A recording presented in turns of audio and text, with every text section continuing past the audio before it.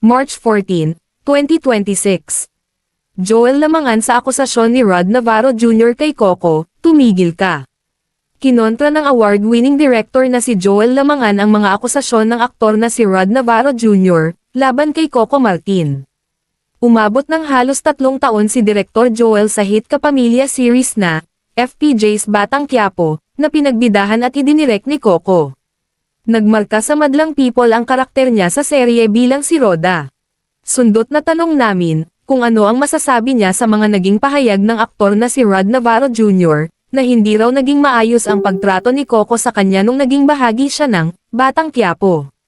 Mahusay si Coco, marami siyang binigyan ng break na kailangan ng tulong, ng trabaho.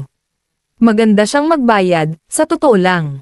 Hindi naman ABS-CBN ang nagbabayad, si Coco. Mabait si Coco, mabait na tao. At mahusay. Hindi totoo yung sinasabi ni Rod Navarro Jr.